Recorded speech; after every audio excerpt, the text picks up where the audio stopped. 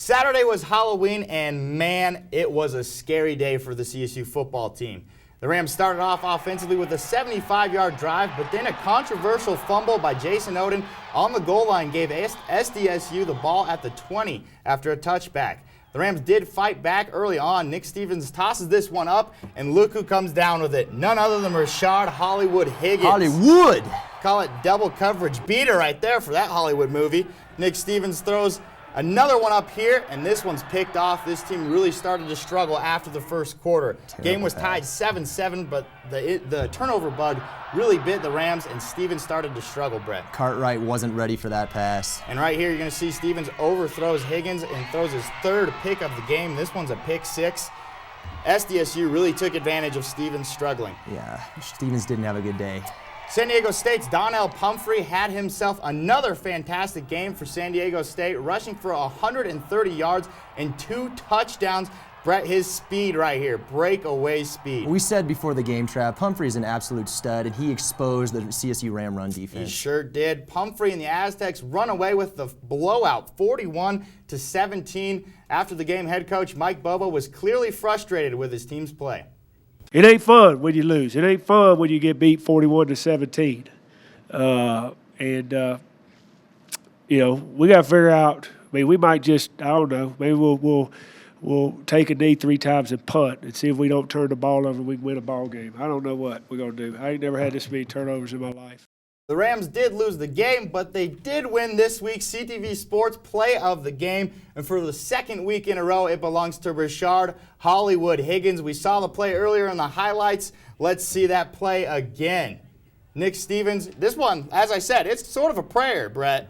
And Higgins brings it down. He would have made Calvin Johnson proud on this play, Trav. Double covered, and he still went up and made a great play. And look at that. Good Lord. Double coverage. You can't stop this man. That's why they call him Hollywood. That is why.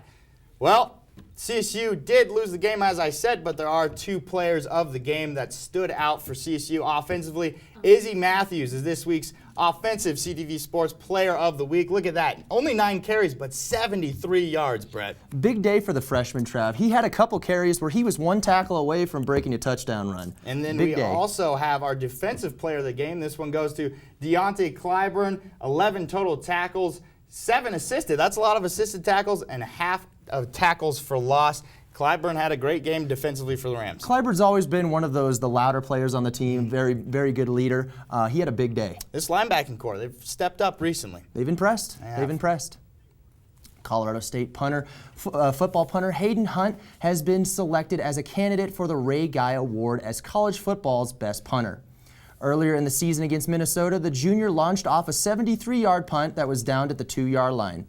It was the 8th longest punt in school history and the longest in 4 seasons. In the UTSA game, Hunt had 2 punts marked down inside the opposing 20-yard line, including one downed at the 2-yard line. More recently against Air Force, he had a punt downed inside the 1-yard line. On November 13th, the list of 79 punters for the award will narrow down to 10 semifinalists. Best of luck to Hayden Hunt. The Colorado State volleyball team played Nevada at home on Saturday. The Rams swept the Wolfpack in 3 straight sets. Acacia Andrews led the Rams with 10 kills. Alex Paletto had 7 kills on 10 attempts with no errors, and she set a season high for hitting percentage.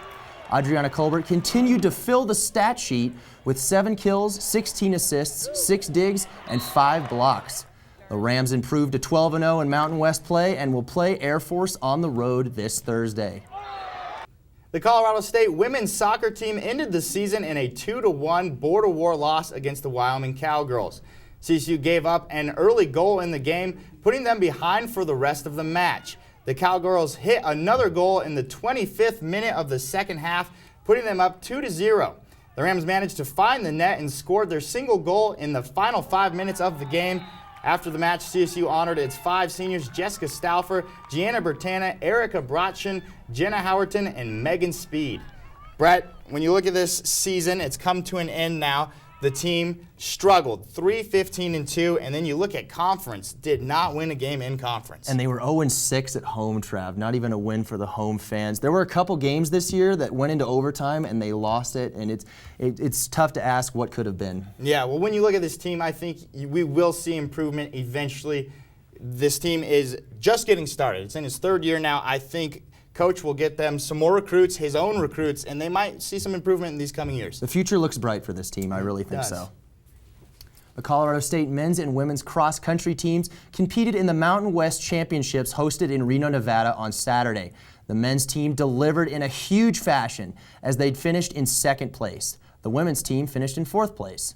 Colorado State was the only team to place 3 athletes in the top 8 for the race. Spencer Keith took 7th, with Jefferson Abbey finishing right behind him in 8th place.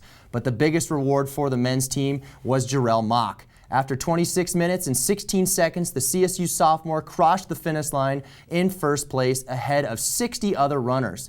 After this performance, Mock was named the 2015 Mountain West Cross Country Athlete of the Year and was named First Team All-Mountain West along with Spencer Keith. Mock is the first individual champion for CSU since 2000. Sports reporter Grace Reeder sat down with him to hear about the win. Well, as a team, we definitely, we've gone through some struggles this year as a team, so we had kind of collected and really wanted to make sure we did everything we could to have a good race. And so leading up to the race, we were all just trying to get really pumped up for the race and make sure we got our best training in beforehand.